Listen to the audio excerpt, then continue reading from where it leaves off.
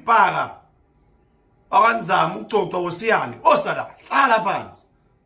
ungavala nkonsi yami awungake ungenza lutho noma ungavala uyolinjele lo bafethu lo doti sokuthiwa usungamaka we-SK bhaka hey hlala kahle wena mani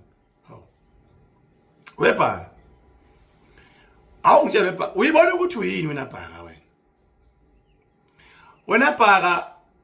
inyanga le yakwamhlabi yalingana u2+2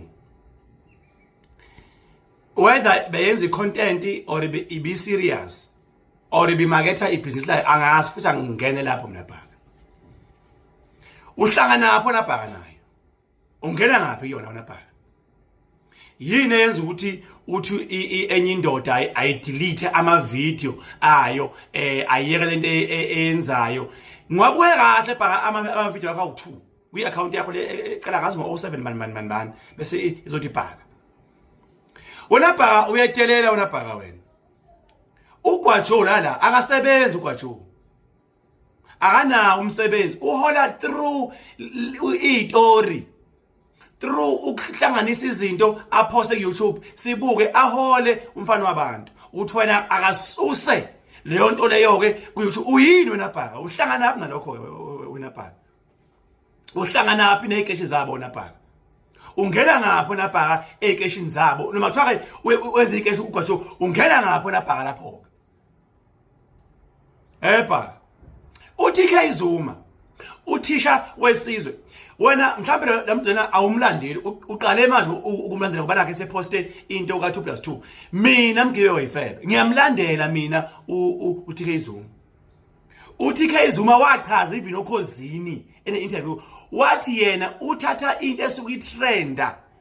ngaleso sikhathi leso ke ayenze ukuthi mhlambe either iyafundisa or kanjani kodwa uthatha amatema asukuyitrenda or izilesiwe trenda axwayise ngazo mhlambe ububi bazo noma ubuhle bazo ayifake kubantu ingene kubantu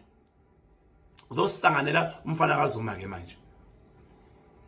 uzobhedela umfana kaZuma njengamanje wena bhaka nzama wena bhaka asuke ukukhehlelezi last year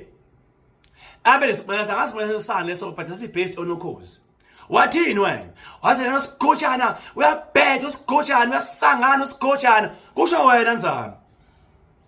now this year very same khehlelezi futhi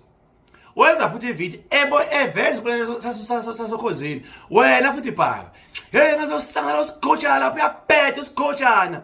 uhlangana napho wena nzama webhaka uhlangana napha ngitshela sibuyela lo makhanda ushoyo uthi unomakhanda mana siyazi ukuthi cooking oil loyo but ngeke usizwe sithi vu siyazi ukuthi akho makhanda la ushaya ngo cooking oil we lonto leyo siyayazi kodwa sithule bhaka yabo ngeke uyizwe sithi vu lo ndaba leyo nokuthi wena bhaka udume kakhulu ngo2013 11 ngisahlala eThekwini 14 12 lapho ke into abogude kuyona beyokulapha ilonda kwaphela laphi ukulapha kwakho ilonda webhaka ngoba ubugudi ke ngapho lapha ukuthi inyanga mina angikwazi lawo bengazi mina ulapha ilonda we kwaphela lapho lokho noma mhlawumbe umuntu owayegayela imithi eyilonda washabalala kwenzakalani awuchaza lapho webhaka yazi webhaka mina ngiqala ukuswa ngezwe wenza nje ubumpatha angazi kwibirthday kabani okhosini dala kodwa kuthiwa wafika kwibirthday party yakhe uphethe imali I think awu20,000 awukudala kodwa uzompha imali yabo uzapha ukuthi mhlambe ungene bekufake okhosini ukuze udume ngezimpilo zakho zeyilonda konke lo bhaka akekho umuntu owagxekayo kulokuba kwakusuka enhlizweni yakho ukuthi uthathe imali uyiphe angazi awunengco angisho igama lakho angazi ukuthi awubani kodwa umculo umsakazo wokhozi leyo sasingena inkinga bhaka nalokho uzena thina webhaka uboke mfethu ufunde ukuthi udede ezintweni zabantu ndoda uphume nje kuzona especially abanjengenyanga abayizamelayo nabo deda nje khona phuma nje mfethu phuma nje uGwajo siyamthanda uMC mfethu uyayizamela umfana akaqashwe indawo uyayihlanganisela uTK Zuma icontent yakhe siyayithanda phuma nje kuyena phuma nje kuyena yabo uqhubeka uhlale emzini waMandiya lo hlala kona le ekuzeni akekho futhi owake wayithi fru lento leyo nje phuma nje lapho ke baba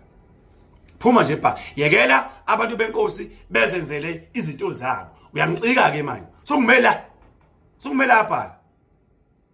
lapha yenza ivideo bha uxoxolise ukuthi u2+2 nakuGwajo nakuTK bese uyaphuma khona bese uyaqhubeka wenza le cash nawe oze kuba nawe uyazenza icash siyayibona sithule kodwa khona yebo lonto jongile bhekile